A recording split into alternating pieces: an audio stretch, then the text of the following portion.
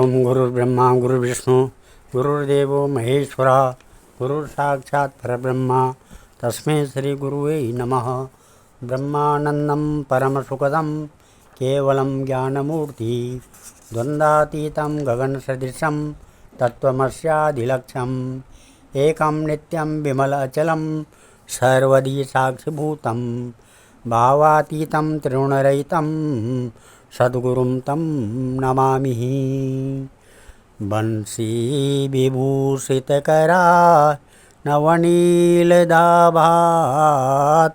पीताम्बरादरुणबिम्ब फलादुरुष्टात् पूर्णेन्दुसुन्दरमुखा दरविन्द्रनेत्रात् कृष्णात् परं किमपि तत्त्वमहं न जाने। कृष्णात् परं किमपि तत्त्वमहं न जाने। हरे राम राम राम हरे हरे हरे कृष्ण कृष्ण कृष्ण हरे हरे। भगवान के चरण कमलों में नतमस्तक होकर के ये कल भक्ति के बारे में कथा चल रही थी, जो उससे आगे इस प्रकार है। नारदो वाच ज्ञानेनात्मनि पश्यामि सर्वम् एतत्त्वानये न विषादस्त्वया कार्यो हरीशं ते करिष्यति। श्रुतोवाच क्षणमात्रेण तज्ज्ञात्वा वाक्यमुचे मुनीश्वरा। नारदोवाच शृणुष्व वहितैर्बाले युगोऽयं दारुणं कली तेन लुप्तः सदाचारो योगमार्गस्तपांसि च। नारद जी ने कहा, साध्वी, मैं अपने हृदय में ज्ञानी दृष्टि से तुम्हारे संपूर्ण दुख का कारण देखता हूँ। तुम्हें विषाद नहीं करना चाहिए, श्री हरि तुम्हारा कल्याण करेंगे। सूत जी कहते हैं, मुनिवर, नारद जी ने एक क्षण में ही उसका कारण जानकर कहा कि नारदो वाच। नारद जी कहते हैं, शृणुष्व वाहिते बाले युगोऽयं दारुणं कली तेन लुप्तः सदाचारो योगमार्गः तपांसि च। जना आगासुरायन्ते शाट्यदुष्कर्मकारिण इह सन्तो विषीदन्ति प्रहसन्ति हे साधवः धत्ते धुर्यो तुयो धीमान् सद्गिरः पंडितोऽथवा। नारद जी ने कहा, देवी, सावधान होकर सुनो, यह दारुण कलयुग है। इसी से इस समय सदाचार, योग मार्ग और तप आदि सभी लुप्त हो गए हैं। लोग सटता दुष्कर्म में लगकर अघासुर बन रहे हैं। संसार में जहाँ देखो वहीं सत्पुरुष दुख से दुखी हुए हैं और दुष्ट सुखी हो रहे हैं। इस समय जिस बुद्धिमान पुरुष का धैर्य बना रहे वही बड़ा ज्ञानी पंडित है। अस्पृश्यान वलोकेयम शेष भार करी धरा वर्षे वर्षे क्रमा जाता मंगलम नापि दृश्यते न त्वामपि सुते साकं कोऽपि पश्यति साम्प्रतम् उपेक्षितानुरागान्धे जर जरत्वेन संस्थिता वृंदावनस्य संयोगात् पुनस्त्वं तरुणी नवा धन्य वृंदावनं तेन भक्ति नृत्यति यत्र च। पृथ्वी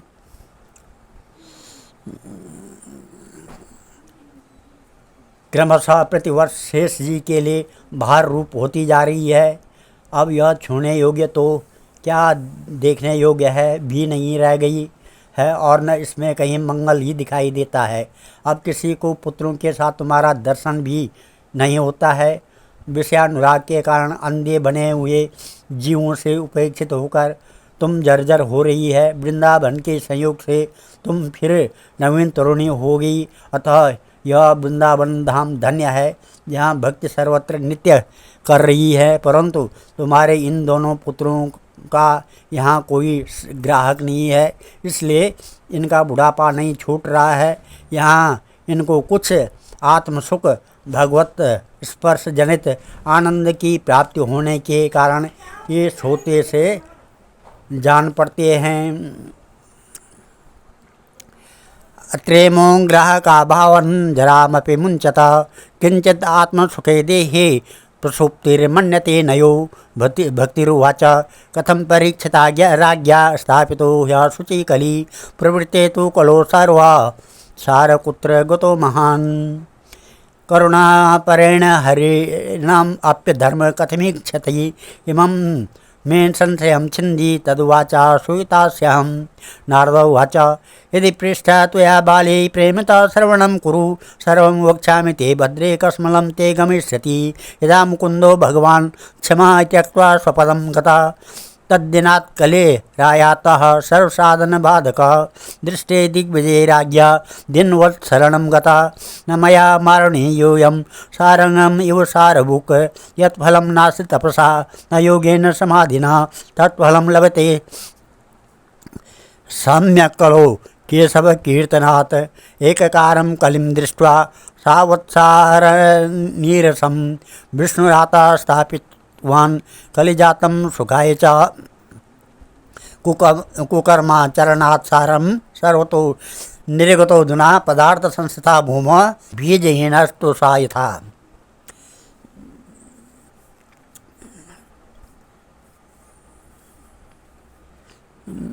नव बीजहीन पृथ्वी क्रमशः प्रतिवर्ष शेष जी के लिए भार रूप होती जा रही है। अब छूने योग्य तो क्या देखने योग्य भी नहीं है रह गई और न इसमें कहीं मंगल ही दिखाई देता है। अब किसी को पुत्रों के साथ तुम्हारा दर्शन भी नहीं होता। विषयानुराग कारण अंधे बने हुए जीवों से उपेक्षित होकर तुम जर्जर हो गई है। और भक्ति ने कहा, राजा परीक्षित ने इस पापी कलयुग को क्यों रहने दिया? इसके आते ही सब वस्तुओं का सार न जाने कहाँ चला गया। करुणामय श्री हरि भी से भी यह अधर्म कैसा देखा जाता है। मुने मेरा यह संदेह दूर कीजिए, आपके वचनों से मुझे बड़ी शांति मिली है। नारद जी ने कहा, बाले यदि तुमने पूछा है तो प्रेम से सुनो कल्याणी, मैं तुम्हें सब बताऊंगा और तुम्हारा दुख दूर हो जाएगा। जिस दिन भगवान श्री कृष्ण इस भूलोक को छोड़कर अपने परम धाम को पधारे उसी दिन से यहाँ संपूर्ण साधनों में बाधा डालने वाला कलयुग आ गया। दिग्विजय के समय राजा परीक्षित की दृष्टि पड़ने पर कलयुग दीन के समान उनकी शरण में आया। भ्रमर के समान सारग्राही राजा ने यह निश्चय किया कि इसका वध मुझे नहीं करना चाहिए, क्योंकि जो फल तपस्या योग एवं समाधि से भी नहीं मिलता, कलयुग में वही फल श्री हरि कीर्तन से ही भली भांति मिल जाता है। इस प्रकार सारहीन होने पर भी उसे इस एक ही दृष्टि से सारयुक्त देखकर उन्होंने कलयुग में उत्पन्न होने वाले जीवों के सुख के लिए ही इसे रहने दिया था। इस समय लोगों के कुकर्म में प्रवृत्त होने के कारण सभी वस्तुओं का सार निकल गया और पृथ्वी के सारे पदार्थ बीजहीन भूसी के समान हो गए। विप्र भागवती वार्ता ये जने जने कारिता कर्णलोभेन कथा सारस्ततो गता। अत्युग्र भूरि कर्माणो नास्तिका रौरवा जना ते वितिष्ठन्ति तीर्थेषु तीर्थसार ततो गता। काम क्रोध महालोभ तृष्णा व्याकुल चेतसा ते वितिष्ठन्ति तपसि तपसार सतो गता। मन संचालया लोभाद् दम्भा पाखंड संश्रयात् शास्त्र नव्यसनास्तेव ध्यान योग फलम गतम। पंडितासु कलत्रेण रमन्ते महिमा इव पुत्र सोत्पादेन दक्षा अदक्षा मुक्ति साधने नहि वैष्णवता कुत्र संप्रदाय पुरासरा। एवं प्रलययतं प्राप्तो वस्तुसारं स्थले स्थले अयं तु युगधर्मो हि वर्तते दूषणम् अनस्तु पुण्डरीकाक्ष सहते निकटे स्थितः। श्रुतोवाच इदं तद्वचनं श्रुत्वा विस्मयं परमं गता भक्तिरुच्येव वचो भूय श्रूयतां तच्च शौनक। भक्तिरुवाच सुरसे त्वं हि धन्योऽसि मद्भाग्येन समागता साधूनां दर्शनं लोके सर्वसिद्धिं करं परं। जयति जयति माया कस्य कायाधवस्ति वचनरचनमेकं केवलं चाकलय्य। ध्रुवपदमपि यातो यत्कृपातो ध्रुवोऽयं सकलकुशलपात्रं ब्रह्मपुत्रं नतास्मि। ब्राह्मण केवल अन्न धन आदि के लोभवश घर घर एवं जन जन को भागवत की कथा सुनाने लगे हैं, इसलिए कथा का सार चला गया। तीर्थों में नाना प्रकार के अत्यंत घोर कर्म करने वाले नास्तिक और नारकी पुरुष भी रहने लगे हैं, इसलिए तीर्थों का भी प्रभाव जाता रहा। जिनका चित्त निरंतर काम क्रोध महान लोभ और तृष्णा से तपता रहता है, वे भी तपस्या ढोंग करने लगे हैं, इसलिए तप का भी सार निकल गया। मन पर काबू न होने के कारण तथा लोभ दम्भ और पाखंड का आश्रय लेने के कारण एवं शास्त्र का अभ्यास न करने से ध्यान योग का फल मिट गया है। पंडितों की यह दशा है कि वे अपनी स्त्रियों के साथ भैंसों की तरह रमण करते हैं, उनमें संतान पैदा करने की ही कुशलता पाई जाती है। मुक्त साधन में वे सर्वथा अकुशल हैं। संप्रदायानुसार प्राप्त हुई वैष्णवता भी कहीं देखने में नहीं आती है। इस प्रकार जगह जगह सभी वस्तुओं का सार लुप्त हो गया है। यह तो इस युग का स्वभाव ही है, इसमें किसी का दोष नहीं है। इसी से पुंडरीकाक्ष भगवान बहुत समीप रहते हुए भी यह सब सह रहे हैं। सुत जी कहते हैं, शौनक जी, इस प्रकार देवर्षि नारद के वचन सुनकर भक्ति को बड़ा आश्चर्य हुआ। फिर उसने जो कुछ कहा उसे सुनिए। भक्ति ने कहा, देवर्षि आप धन्य हैं, मेरा बड़ा सौभाग्य था जो आपका समागम हुआ। संसार में साधुओं का दर्शन ही समस्त सिद्धियों का परम कारण है। आपका केवल एक बार का उपदेश धारण करके कयादु कुमार प्रहलाद ने माया पर विजय प्राप्त कर ली थी। ध्रुव ने भी आपकी कृपा से ध्रुव पद प्राप्त किया था। आप सर्वमंगलमय साक्षात श्री ब्रह्मा जी के पुत्र हैं। मैं आपको नमस्कार करती हूँ। अब ये दूसरा अध्याय है। नारदो वाच वृथा खेद से बाली अहो चिंतातुर कथम श्रीकृष्ण चरणाम्बोजं स्मर दुःखं गमिष्यति। द्रौपदी च परित्राता येन कौरव कस्मलात् पालिता गोपसुन्दर्या स कृष्णं क्वापि नो गतः। त्वं तु भक्तिप्रिया तस्य सततं प्राणतोऽधिका। त्वया हूतस्तु भगवान् याति नीचे गृहेष्वपि। सत्यादित्रियुगे बोधे वैराग्यो मुक्तिसाधको कलो तु केवलो भक्तिर्ब्रह्म सायुज्यकारिणी। इदं निश्चय चिद्रूपं सद्रूपं त्वां ससर्जः परमानन्दचिन्मूर्ति सुन्दरी कृष्णबलवां। बद्ध्वाञ्जलिं त्वया पृष्ठं किं करोमीति च कदा। त्वां तदा ज्ञाप्य यत्कृष्णो मद्भक्तान् पोषयति च अङ्गीकृतं त्वया तद्वे प्रसन्नो भूद्धरिस्तदा। मुक्तिं दासीदो तुभ्यं ज्ञानवैराग्य काभिमो पोषणं स्वेन रूपेण वैकुण्ठे त्वं करोषि च। भूमौ भक्ते विपोषाय छायारूपं त्वया कृतं।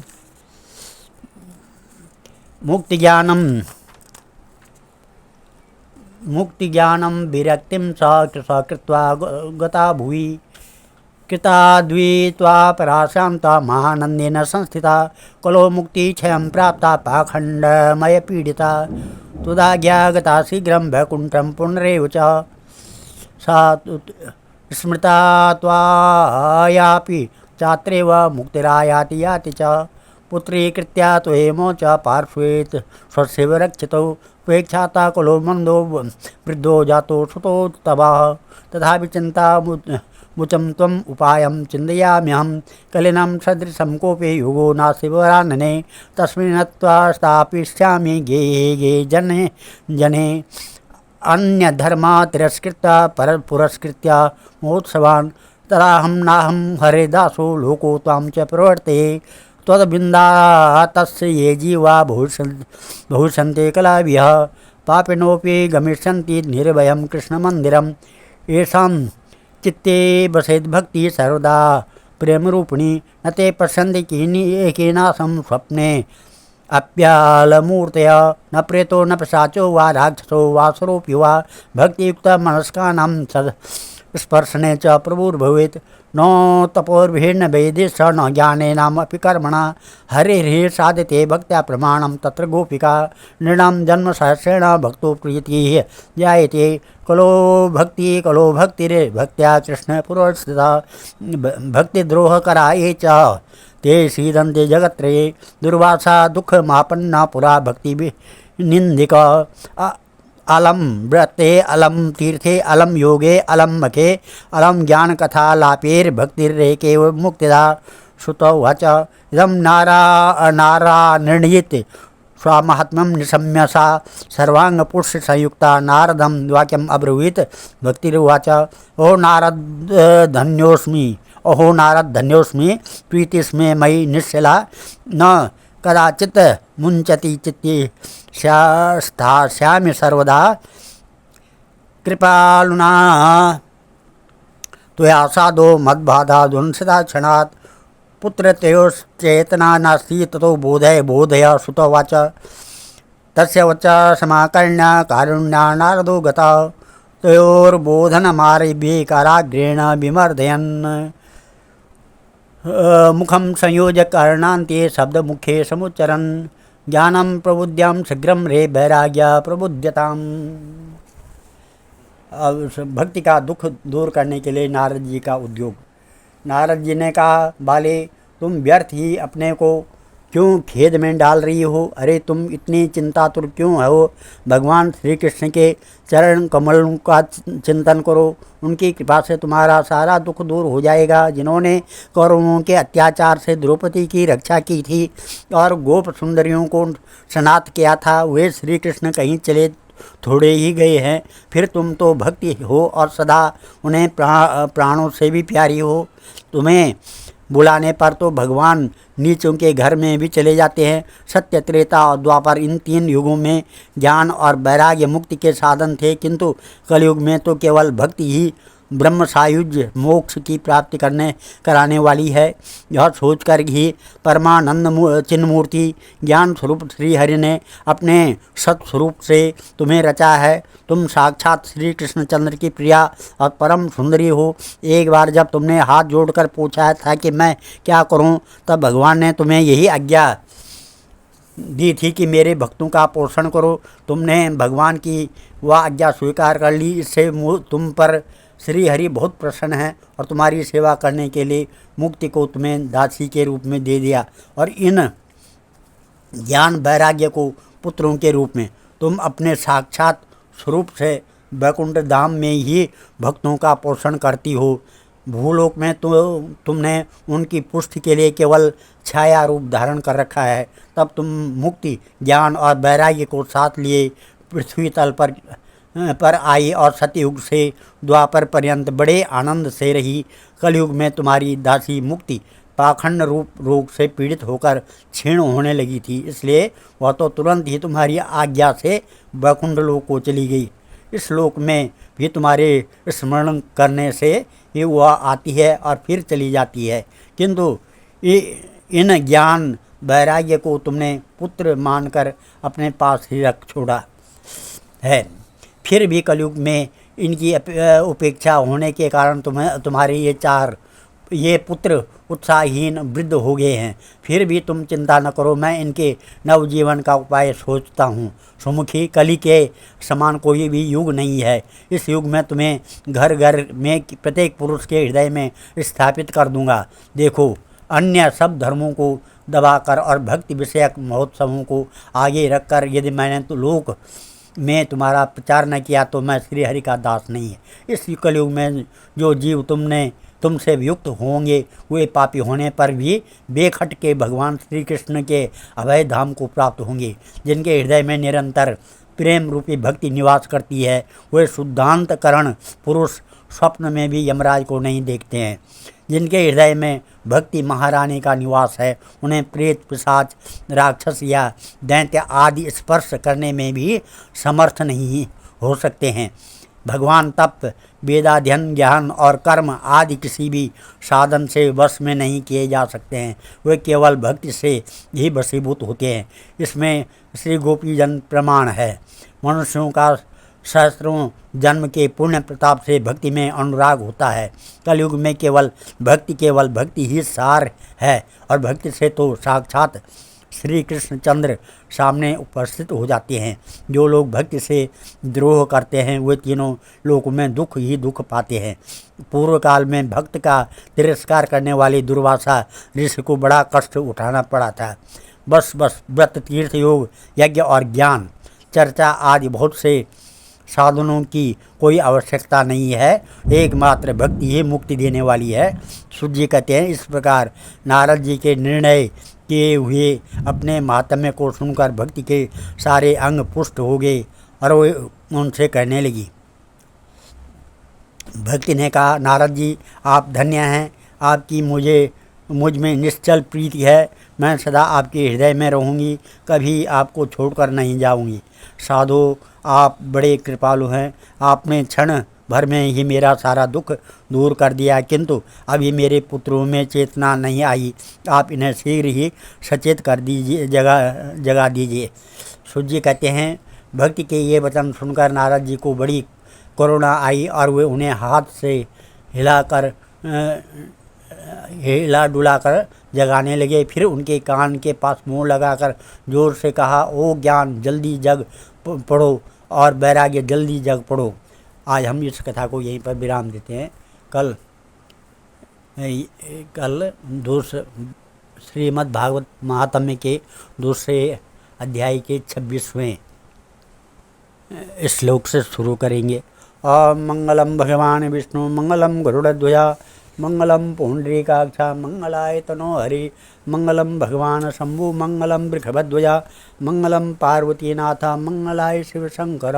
हम सर्वमंगल मांगल्ये शिवे सर्वासाधिके शरणे त्र्यंबके गौरी नारायणी नमस्ते। अन्नपूर्णे सदापूर्णे शंकर प्राण बल्लभे ज्ञान सौभाग्य सिद्ध्यर्थम भिक्षाम देहि च पार्वती। ओम नमः। मंत्रार्थ कृष्णातीरे कोकिला केनकीरे गुंजा पुंजे देवपुष्पादिगुंजे कम्बुग्रीवो क्षिप्तबाहु चलन्तो राधा कृष्णो मंगलम मे भवेताम। सर्वे भवन्तु सुखिनः, सर्वे सन्तु निरामया, सर्वे भद्राणि पश्यन्तु, मा कश्चित् दुःखभाग् भवेत्। धन्यवाद।